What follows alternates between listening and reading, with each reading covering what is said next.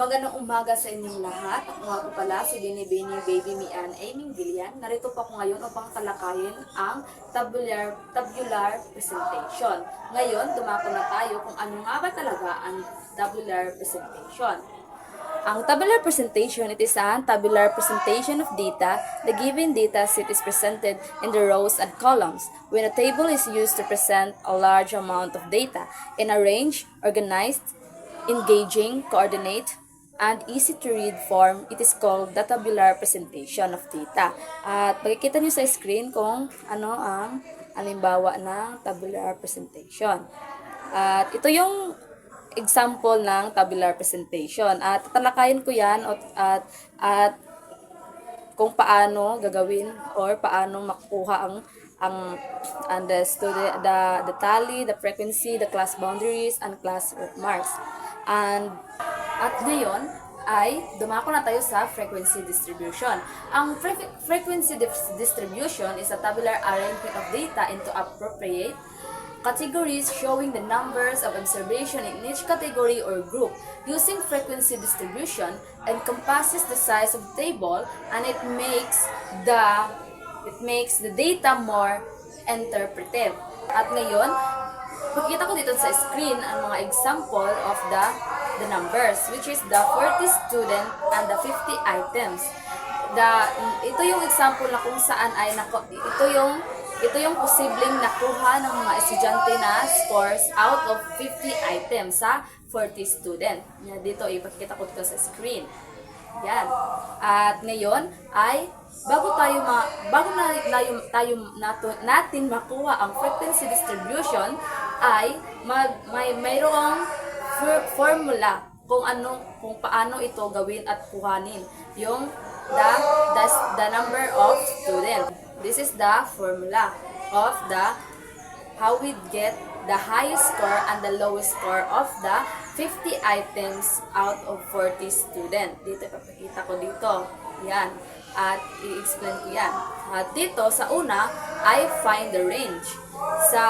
The range is R equals to highest score or HS and minus of the lowest score of or LS.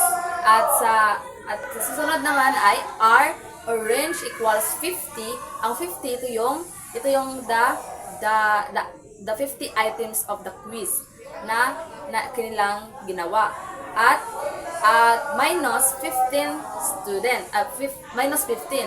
Ang 15 ito yung ang lowest score na nakuha ng mga estudyante out of 50 items na kanilang nakuha na score, na may nakakuha ng 15 na lowest score sa 40 student. At 50 minus 15 is 35.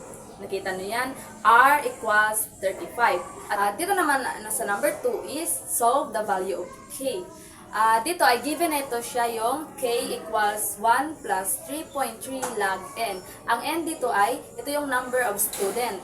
At kaya pangalawa ay nagiging log 40 siya. At ang 40 is, ito yung the number of students sa isa ka classroom. Kaya 40. At sa pangatlo naman ay 1 plus 3.3 times 1.602. At dito i-solve nyo yung 3.3 times 1.602. At lalabas yung 5.29. 5.20 dito, pero mararound off siya, kaya naging 29. At ang sunod naman ay 1 plus 5.29. I-solve nyo. At labas ito yung 6.29. Kaya mararound or 6.28 at mararound off ito ng 29. At ang ang class size ng nakuha natin is 6.29 or 6. Ngayon ay dadako na tayo sa susunod. At ito yung frequency distribution na. At ngayon ay dito na tayo sa X. Ito yung X, mga number na. Ito yung mga mga scores ng mga students na, or ito yung maaring scores ng mga students. Di ba, nag-solve tayo kanina at nakuha natin yung class size which is ay 6. 6, di ba, dito ay sa pinakauna ay 15 and 20. Di ba, 15 and 20. So, 15, 16, 17, 18, 19, 20. Di ba, 20, 15 at 6. Kaya, naging 15 and 20 ito. Kasi, ang class size na nakuha natin ay 6. 15, 16, 17, 18, 19, 20. Diba? 6. At dito, at kagaya na rin dito, hantod and so on na dito. 21, 22, 23, 24, 25, 26. Kita niyo naman, 21 at 26. At sa dito naman ay 27. 27, 28, 29, 30, 31, 32. 6. Diba? 6. 32. At sa pang-apat naman ay 33 to 38. At ating bilangin, 33, 34, 35, 36, 37, 38. Tama, di ba? Ang size ng dito. At dito naman sa pang-lima ay 39 to 44. At 39, 40, 41, 42, 43, 44. 6 din. At sa panghuli naman ay 45 to 50. 45, 46, 47, 48, 49, and 50. At paano naman natin makuha yung tali? Di ba dito sa pinakauna yung 15 at 20? At babalikan natin yung ito. Wait.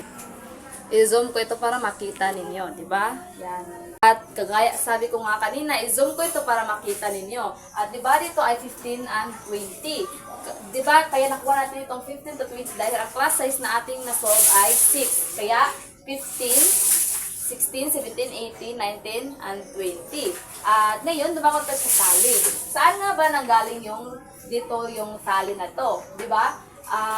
Ang dito ay, di ba, hanapin natin yung 15 to 20 na scores dito. Hanapin natin kung tama nga ba na ang tali dito ay 5. 5 yung 5, 15 to 20. Dito ay 15. Dito ay may 17, di ba? May 17, 1. And 17 dito, 1, 17,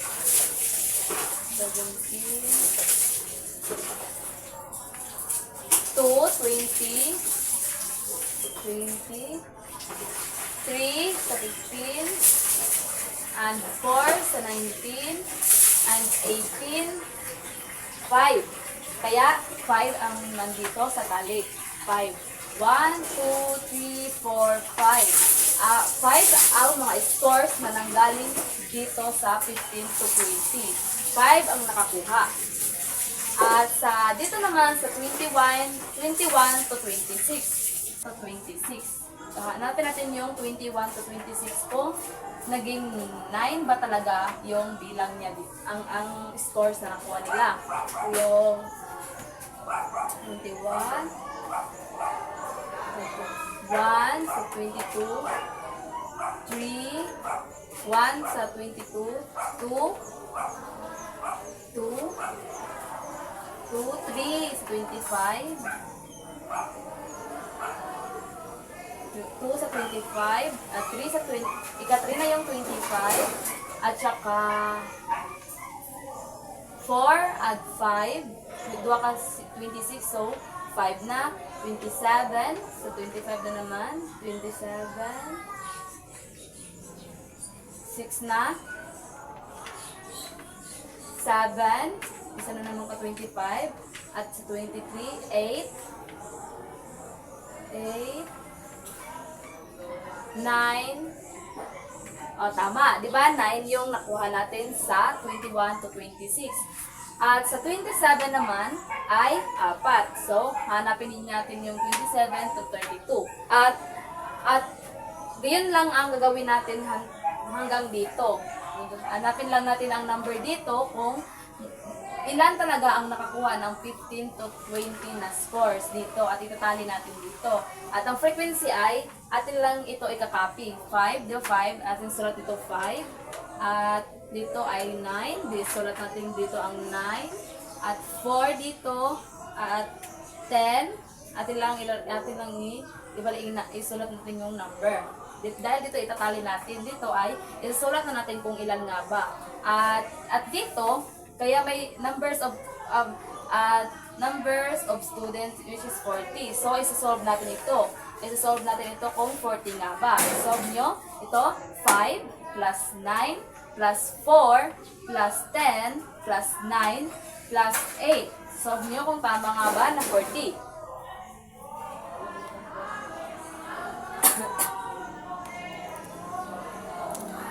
Yan, di ba? 40 student. At dito, dumako na tayo dito. Dito ay, dito, kung makukuha natin ito, at atin dito isosolve. At babasahin muna natin yung step. At may step para makuha ito yung class boundaries. Ito yung find the other parts of if necessary, such as class marks, class boundaries. Ito yung class boundaries and class marks. At akin yan, itatalakay kung paano makukuha yan. At among others, class marks are the midpoint of lower and the upper class limits. Class boundaries are the numbers used to separate each category in the frequency distribution, but without gaps created by the class limits. Add 0.5 to the upper limit to get the upper class boundary, and subtract 0.5 to the lower limit to get the lower class boundary in each group or category. Dito sa upper limit, 'di ba? Sa upper class. So dito, pag ang lower limit daw or lower, 'di ba? Lower, 'di ba ngani sa x, 'di ba? Dito sa x is 15 yung lowest na mga score, 15. So ang gagawin natin ay 15 minus 0.05. I-add lang natin, ating i-solve ang 15 minus 0.5. At 'di ba? Ay naging 14.5 siya, 'di ba? At dito naman sa 21, ganyan din ang gagawin natin. 21 minus 0.5 at naging 20.5. At i-solve niyo yan, 'di ba? At hanggang dito, 27 minus 0.5 at 27 minus 0.5, 26.5, 33 minus 0.5 is 32, at 39 minus 0.5 is 38, and 45 minus 0.5 is 44. At kaya naging 14.5, 20.5, 66.5, 32.5, 38.5, 44.5 ay dahil may gisubtract natin siya, gisubtract nato siya sa 0.5. Kaya naging ito. At dito naman tayo sa 20.5. Paano nga ba ito kukunin? Dito sa 20.5 ay, sabi nga dito ay, add 0.5 to the upper limit to get the upper class boundary. So, ang upper limit daw, yung upper limit is yung ang high ay mas taas. Di ba ang 15 mas taas sa 20? So, i-add natin siya. 20 plus 0.5. Ano nyo? 20 plus 0.5. Di ba? 0 at 20.5. Yun din ang gagawin natin. 26 plus 0.5 is 26. 26 ito. 26. At ganyan din ang gagawin natin hanggang dito sa 32 plus 0.5, 38 plus 0.5, 44 plus 0.5, at 50, 0.5, 40, 0.5, at naging ito 20.5, 26.5, 32.5, 38.5, 44.5, at 50.5. At dumako na tayo sa class marks. At dito na yung sa class marks. At sa class marks, is, ang ating gagawin lang ay ang upper limit to lower limit. So, it means, i-add lang natin yung ang to upper limit to lower limit. So, 20 plus 15. 20 plus 15, ito yung formula niya. Class marks. Yan. Ito yung formula. 20 plus 15 over 2 equals 35 over 2. So, 2. At dito, kaya 35, naging 17.5 is 35 divided to 2 is 17.5. Diba? Yan lang. At hanggang dito, ganyan din ang gagawin dito, 17.5. At 26 plus 21 over 2 is, i-add nyo yan, at i-divide nyo ito sa 2. Kaya naging 23.5, 29.5, 35.5, 41.5, and 47.5. At sana ay may natutunan kayo sa aking talakay ngayon at doon lamang nagtatapos ang aking doon lang nagtatapos ang aking report. At maraming salamat sa inyong panonood.